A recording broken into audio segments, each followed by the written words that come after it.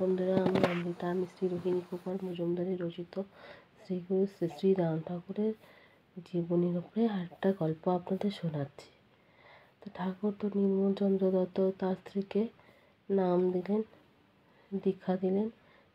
দীক্ষা দেওয়ার পর ঠাকুরকে ভোগ দেওয়া হলো। সেই ভোগটা তারপরে সবাইকে বিতরণ করা হলো। সবাই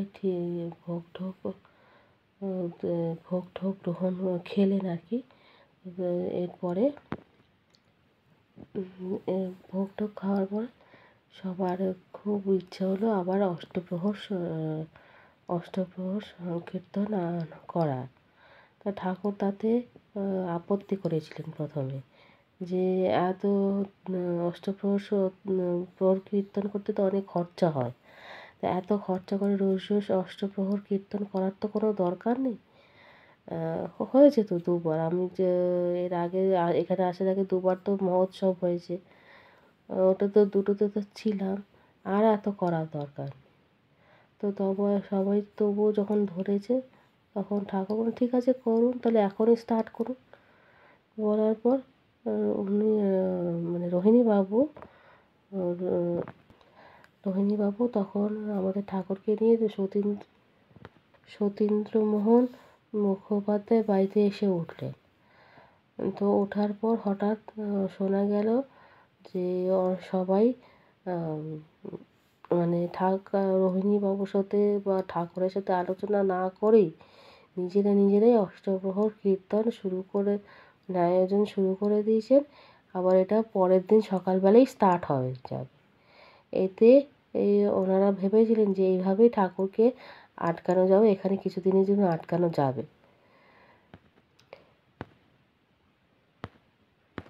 এই সময় মনোরঞ্জন মুখোপাধ্যায়ের বোন শ্রীযুক্ত বগলামুখী দেবী ওনাদের ঠাকুরের কাছে ছিলেন। তখন সবাই অধিবাসের কীর্তন স্টার্ট করলেন, আর তখন ঠাকুরকে এসে জানালেন। তো রোহিণীবাবু তো এসবের সম্বন্ধে কিছুই জানেন না। তো তখন ঠাকুর তো খুব রেগে গেলেন, বললেন এটা সব নিশ্চয়ই রোহিণীবাবুরই প্রিপারেশান, রোহিণীবাবুই এরা করিয়েছেন। তা উনি তখন খুব রেগে গেলেন। রেগে গিয়ে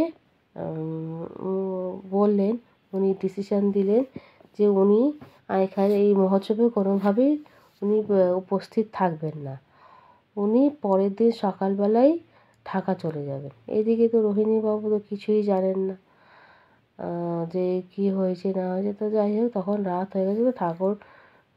রাতে ঠাকুরকে ভোগ দেওয়ার পর ঠাকুরকে ঘুমোতে চলে গেলেন, আর রোহিণীবাবুও খেয়ে দিয়ে ঘুমোতে চলে গেলেন। তো তখনও উনি বগলামুখী দেবীর কাছেই ছিলেন। তো ইন দ্য মিন টাইম উনি ভোর 4টের সময় বগলামুখী দেবীকে নিয়ে উনি স্টেশনারির দিকে রওনা দিচ্ছেন। এদিকে রোহিণীবাবুকে সতীন্দ্রনাথ বাবুর স্ত্রী এসে ঘুম থেকে জাগালেন। সতীন্দ্রনাথ দার স্ত্রী এসে রোহিণীবাবুকে জাগিয়ে বলেন, ঠাকুর কিন্তু ঢাকা যাওয়ার জন্য সত্যি বগলামুখী দেবীকে নিয়ে বেরিয়ে গেছেন। তা এই কথাটা শুনে পড়ি কি মরি করে তো রোহিণীবাবু ঠাকুরের কাছে দৌড়ালেন। ঠাকুরকে বললেন যে, ঠাকুর আপনি এখন কেন যাচ্ছেন? আপনাকে যদি ঢাকা যেতেই হয় তাহলে আর একটু বাদেই বেরোতে পারতেন।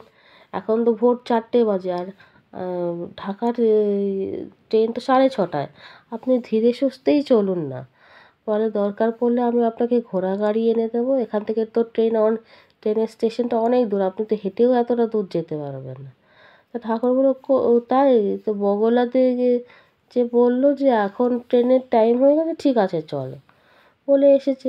ওখানে ওনার মানে ভাইয়ের যারা নাতি নাতনি, ওনার ঠাকুরের যে ভাইয়ের নাতি নাতনি, ওনারা তো ঠাকুরকে মানে রাগটা যাতে পড়ে যায় তাদের জন্য ঠাকুরের কাছে খুব কীর্তন করছে।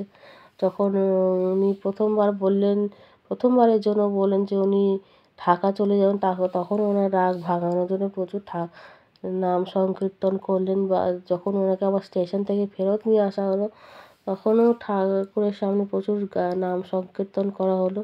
তখন সেই সময় দেখে এমন মনে হচ্ছিল যে ঠাকুরের যেন রাগ পড়ে গেছে, কিন্তু না, ঠিক টাইম মতন রোহিণীবাবুকে নিয়ে কে তাগাদা লাগিয়ে গরুর মানে ঘোড়া গাড়ি নিয়ে আনানো হলো।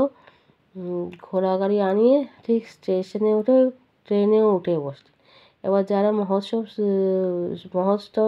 মহোৎসব শুরু করেছিলেন তারা তো এসে স্টেশনে এসে ট্রেনে উঠে ঠাকুরের কাছে তো খুব কান্নাকাটি করছে যে না, আপনাকে যেতে হবে, আপনার জন্য থাকার জন্য এখানে আমরা সংকীর্তন স্টার্ট করেছি, আপনারা কিছুতেই আমাদের এখানে ছেড়ে যেতে পারেন না। তাও ঠাকুর কোনো কথা শুনছে না।